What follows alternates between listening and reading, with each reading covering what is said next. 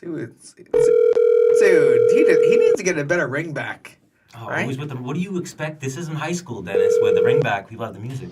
Hello? Mike, what up? What up? Menace. What is good, brother? Dude, are you ready for this? So I'm we ready. had Rage and Al on, right? I'm talking to him, and then you called me, and I like pressed the wrong button where I accepted you and hung up on Al. Oh, shit. That's why I was like, oh shit, wrong button. That's funny. So what's going on, Mike? Stan the Man here. Welcome to Menace and the Man. You're joined by myself, Dennis Bermudez, and our in-studio guest, Eric Uresk. Yo, yo. Nice. It's good to meet you, sir. Two. So we wanted to get you on. I know Dennis has been reaching out to you and trying to get you on. You're fighting Carlos Condit. When is that? December 30th? December 29th, yep. 29th, yeah. So that's you're on the John Jones card, right? Yes, sir. I love that fight for you. That's a great fight. Yeah, I'm pretty excited about it, dude. So now what happened? 155 just got to be too much? No, actually, yeah. 55. Let me retract my previous statement. Yeah, 155 did get to being too much. I'm 6'2", and, before I got into the UFC, I had a full-time job, so I was just on the side. And once I got in the UFC in 2012, I was finally able to start doing strength conditioning. I was able to quit my job and really be a full-time fighter. And, as I started to get into that, I really started to grow into my frame. I've always had really wide shoulders. I've always had a big frame. But I just, through 6 years of being in the UFC, 6 years of being able to actually hit the weights hard and take it serious and my supplementation and stuff, I year by year, I just started getting bigger and bigger and bigger, and the cuts started getting harder and harder. And, I could still make 155. It just has to go absolutely perfect. Like not one thing can go wrong. I have to hit my right numbers every night. And, headed into this Anthony Pettis fight, everything was good. Everything was great. I was on track to making weight. And then 10 days before the fight, my very last hard sparring session, of course, I threw a left kick really hard, and I ended up breaking the second metatarsal in my foot.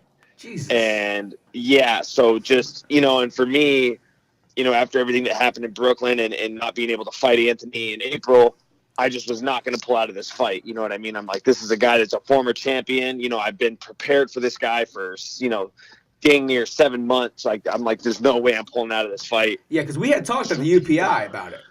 Yeah, and I was not taking no for an answer. And in hindsight, I don't regret it. I don't like the fact I got a loss on my record. I don't, I don't accept the fact that I'm on a 2-fight losing streak. I never thought I'd be here in my career, but I was my own worst enemy that fight, and essentially, not making any excuses. I missed weight. It was probably hands down the most embarrassing thing in my career was missing weight. I'm very adamant about making weight. I've always been very professional in that, right? But missed weight by 1.5 pounds, and I can attribute a lot of that to the broken foot. Well, but I should have been more. I should have been more professional, honestly, and just done what would have been the right thing, and that's just trying to pull out of the fight. You know what I mean? But you live, you learn, and everything happens for a reason. And I'm really happy with my decision to go up to 170 pounds. Yeah, because every fight commission is different. They check different. The doctors check different things. Obviously, they didn't touch your foot. Otherwise you would be like, it does kind of hurt. Whoa, we got a problem here. Yeah, I got pictures of it too on my phone. It was black and freaking swollen. I was in a boot. I'm at the PI trying to hide from people. They ended up since I was trying to finish my workouts and stuff. They ended up having to they brought in security detail to block off the training room. Because that's International Fight Week. There's 2 fight cards back to back. We're talking probably over 100 fighters, easily 100 fighters, 200 fighters in town in Las Vegas that are fighting. They're there for Fight Week, all that stuff. So, we tried to keep it under wraps.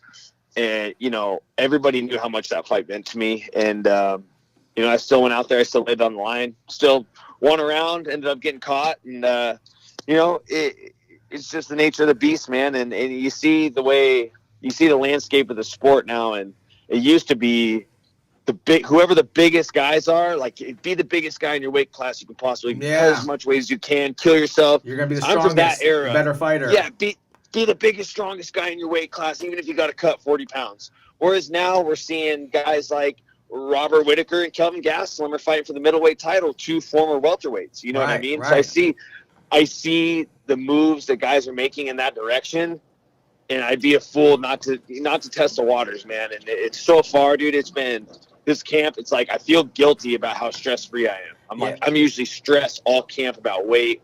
I'm like, dude, I'm loving this. I'm just training hard. I'm not super banged up all the time. I'm not tripping on the scale. I'm just really enjoying training for a fight. Yeah, because I think a lot of people don't know that, like, if you're a really big guy and you're cutting weight and you're 4% body fat, like, and you're pulling water, like, you know, you're pulling water out of all of your muscles, and then after that, you know where it starts pulling from? Your brain, where, you know, a dude gets, like, flicked in the head and he's knocked out unconscious, you know? That happens to guys that cut a ton of weight. Oh, yeah. Yeah, and I could just, it's not how the sport should be, you know what I mean? And it's not like I'm a guy where, you know, if I didn't have the frame and, you know, if I didn't pull the numbers strength-wise to be a welterweight, you know, I would have to make adjustments. And like I said, I missed by 1.5 pounds. Yeah. The weight cut, you know, bad. Given the circumstance with a broken foot, I gave it all I had. You know what I mean? Yeah. And I work with Lockhart and Leith and those guys, and they're freaking awesome. Like, people try to be like, they suck. You know, you missed weight. I'm like, that has nothing to do with them, dude. They did their job. They're fucking awesome. But, you know, it's one of those things where it's like, dude, hey, I'm getting the green light from people at the PI. Like, dude, you're strong enough. You got enough muscle mass. You know what I mean? Like, you go fight at 170. You know, I put on, since the Pettis fight, once I got cleared with my foot, I've been on a strong weight program. Like, I put on like 8.5 pounds of muscle. Yeah. Like, I'm at this point in my career, there's no turning back for 155. It's done. Yeah. When you went into this fight, what'd you weigh? Like, when you took it to this fight camp? When I weighed it at the start of this fight camp? Yeah. I think I was like 209 and a half. Oh, damn. Damn. Yeah. Yeah. Damn. Yeah. So I'm still, you know, but this is me starting camp after I've been, I mean, you know, I started working with Clint Waterberg and the nutrition staff at the PI. Clint's amazing. And this is me. I was on a 12-week bulking program where I'm eating like 6 eggs and 2 cups of oatmeal every morning.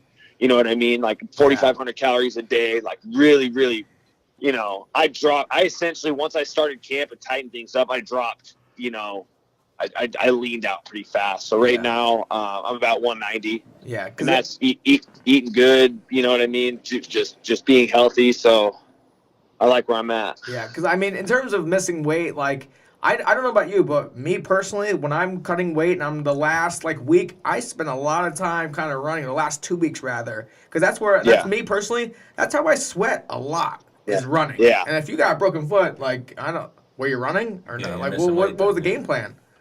Dude, see, that's what it was. So for me, it was, I had to take a couple days off. Like, I never took a day off from training.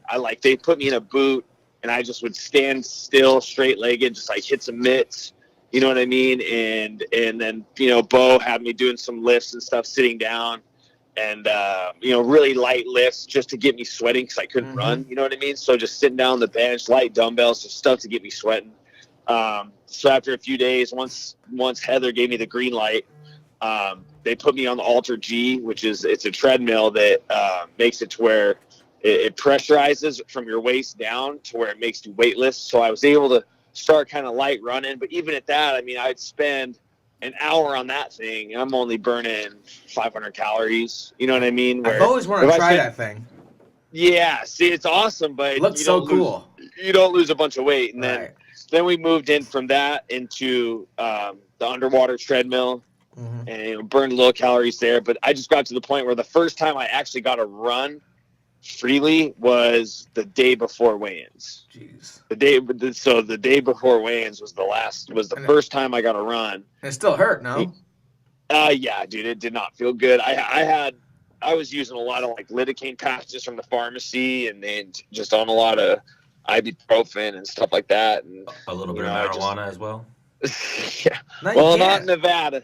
Not in Nevada. CBD, you can anything CBD you can use. Why? But I thought you could. I mean, when you're messing with a broken foot, it's going to take a little more than some of the devil's lettuce to ease the pain.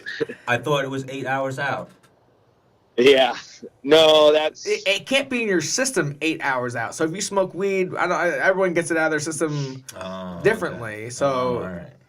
I thought it was you couldn't smoke 8 hours out. because it's in your. How long is weed and marijuana in your system for? anywhere between like 10 days to a month. Depends on how lean you are, how much you've been smoking, things like that. Right. Eric, you ever smoke weed? Oh, when I was young, yeah, like a champ. Do you anymore? Nah. Mike, you want to tell him a little about the? We're talking to Austin a little bit about it. He's like, yeah, he's got some setup over there. In Yeah, Seattle. being over in Washington State, it's legal over here, so it's just weed is it's just a predominant thing over here. There's a lot. My cousin, he has a big farm. A lot of my friends got big farms, big legal farms, obviously. And yeah, it's just I love traveling places. Like when I go to Vegas, which is now, with Washington, let me give you a little history on Washington. Medical marijuana had been legal here for a long time. So like the marijuana scene's been booming here for probably, it's right up there with the same time frame as California. It's been a booming thing over here. And so there's just a lot of farms, a lot of shops. My girlfriend, she owns a gardening store, which sells all the nutrients and the soils and this and that for grows and stuff. So I have a lot of good cardinal knowledge. So your girlfriend's like a scientist. She is, dude. She's freaking awesome, dude. They do like consultations for people that help them like with their big farms and stuff. And I got a lot of good cardinal knowledge about the devil's lettuce. So now, are you helping in the harvest, or are you more or less just smoking it? I'm not. I recreationally use here and there. I got to tread lightly. I'm a wrestling coach. You know what I mean? I can't say too much, but it's. A lot of different products I use over here.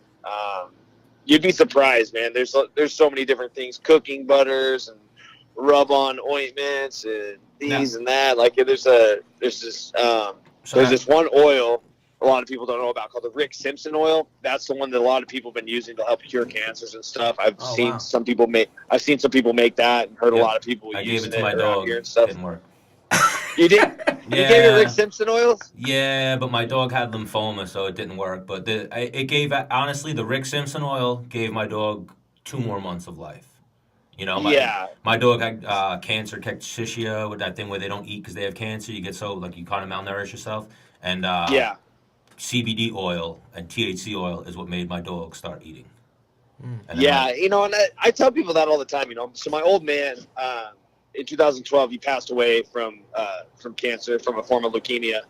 And me and my family talk about it in hindsight, and it's like one of those things where, when someone's terminally ill with a cancer or something that's like, there's some cases where it's like you go in and it's like, yeah, you don't really got a shot in hell. Like, what would you rather do? Would you rather get hopped up on chemo and just slap medical bills onto your family's tab and just be miserable for your last days on this earth? Or would you rather go the natural route, Rick Simpson oil, THC, CBD oil, where you're going to enjoy your last little bits of time on earth without being drained from chemo and shit like that? I'm going the latter of the two. You know what I mean? Like, I would rather, have the munchies, still be eating, still, pretty much just spend the rest of my time on earth just lit. Yeah. And also your family's last, and your people that love you, their last memories of you would be you smiling and having a good time versus like you just hanging in there, and you like just debilitated, just skin on bones from being stuffed full of chemicals and stuff like that. Yeah, I'm not into it, dude. And being from Washington, I see it a lot. I see a lot of people, whether they're terminally ill or just battling like some type of stage 1, stage 2 cancer. And a lot of people are winning the natural way. You know what I mean? And it's cool to see that. It's, that's one thing I love about being from Washington is I got a lot of knowledge about this weed is just this alien plant. I mean, you got to think about it. Weed is this plant that can do so many things. Like there's not another plant on earth that can do as many things as what weed can do. Weed, you can take hemp and you can make material. You can make cloth. You can make medicine. You can make, you can make edibles that make you hallucinate. You can do weed. Where did weed come from? Where did this alien plant come from that can do all these crazy things? I mean, it's something that's really crazy to think about. This thing can help you cure cancer. You can make a t-shirt out of it. Like, what is this? Like, who put this here? This is crazy. Oh yeah, and the benefits for pain and like I've heard people talk about the benefits of CBD to head trauma. Yeah. One of our sure. You're into the CBD as well? Oh, dude, yeah, absolutely. I'm into the CBD as well. It's funny too because, I coach high school wrestling, and right now we have this fucking vaping epidemic in school, in these high schools.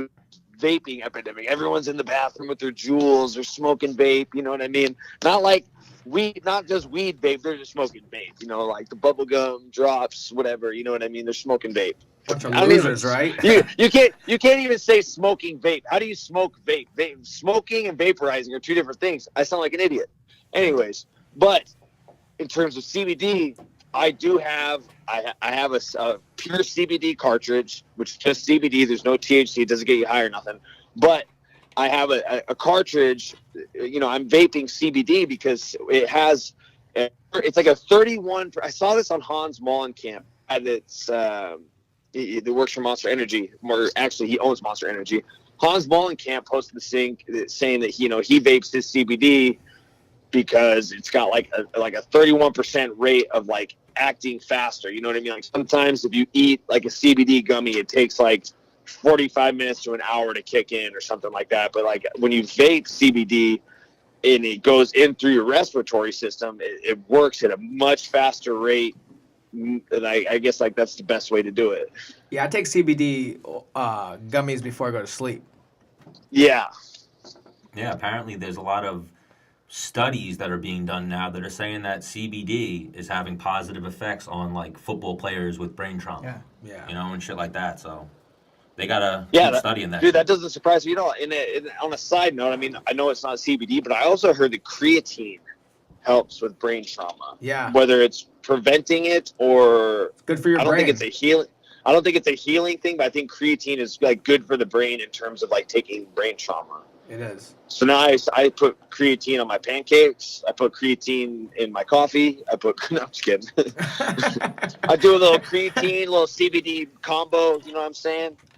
I'll be vaporizing my CBD pen, smoking some creatine. And creatine's the only supplement that's been proven to increase your strength. Mm-hmm. Yeah, it's like the only supplement that's actually scientifically proven to do anything. Yeah. Yeah. Oh yeah, Mike. Crazy. So we want to thank you for joining us. You got this fight coming up December 29th. Carlos Condon. Do us a favor, let our following know how they could find you. Or don't. Did we lose him? Hello? You hear? Yeah. Hello? Hello? Oh, we lost you for a second. You hear me? Yeah. Houston, we have a problem. I'm just kidding. Oh. You can find me on Twitter and Instagram at MikeNav22. Same thing with like my Facebook. I just want to thank my manager, Daniel Rubenstein, on it, Nike Wrestling, and Hyperfly. Oh yeah, Daniel. And my mom. Daniel Rubenstein's the man. Oh yeah, and you got to thank your mom, right? Nobody talks about Michael Chiesa's mom. No one talks about my fucking mom. That's right. Don't you talk about my mom. No. I love that. And my mom. now let's just go back in time. He wasn't really saying anything bad. He was just saying about your mom. He said your mom will have tickets to the fight, right? Wasn't that what he actually said? In hindsight, yeah. But let's be honest. Kevin's a jerk. So anytime, I'm not really listening to anything he's saying. But the second I hear mom, it's blackout mode. You know what I mean? I'm not gonna listen. I'm not gonna listen to what you have to say. The second you mutter the words "mom," it's like, you motherfucker. Motherfucker. Hey, hang on, real quick. One last thing. Who do you have between that Kevin Lee and Ally Quinta fight? I'm definitely gonna go with Al. I mean, here's the thing. Kevin's a beast. He's from the time Al was his debut fight in the UFC, and he's had he's been surging. You know what I mean? He's had a couple hiccups to Tony Ferguson. And the Leo Santos fight was a total fluke. Other than that, I mean, Kevin's looked sensational. But I mean, dude, Al's a beast. This guy stepped in on like 2 hours notice and fought Khabib and took him 5 rounds and actually had good rounds against him. And, you know, I've trained with Al. I spent 3 months with him on the show. The dude's an animal. And the one thing he's got is he is a sharpshooter. Like, Al is he will get right in your face and he will sit there and he can pinpoint a shot and put you out. And when he hurts guys, he just never lets them off the hook. And Kevin, I don't think Kevin's chinny, but I do think that Al's going to touch his chin and he's going to give him wobbly legs. And Al's a dangerous guy. I think Al's one of the best finishers in the UFC. He's just a guy that he gets you hurt and you're just done. You know what I mean? Al hurts you. Yeah, he takes his time. Exactly. And that's what makes him so dangerous. It's not like Al swarms you. He hurts you, and then he's going to sit and wait for that opening again. And even if it takes, whether it's 1 second, 10 seconds, a minute, he'll wait for that closing shot. He's a dangerous guy, and I'm always pulling for him. All right, so one more real quick, Mike. Yes, sir. December 29th, who wins? Mike the Maverick Chiesa, Carlos Condit? I'm going to have to go with the first guy. I'm going to have to go with Michael Chiesa. From what I hear, he's pretty well prepared. He's looking like he's ready to get a win in the win column again. Love it. I'm excited for that fight, man. I'm excited for you. That one's gonna be fireworks. I'm happy everything's going good for you. Mike's one of those guys. I met him. I'm like, you're awesome. You're a good dude, man. I appreciate you, brother. Thank you again for joining us, Mike. We'll have your buddy Austin on. Congratulations on his win last week. We're hopefully going to get him on next week. We'll get you on after this fight, December 29th. Thank you again for joining us. Thanks, buddy. You guys have a good one. All right, peace, bro. Better.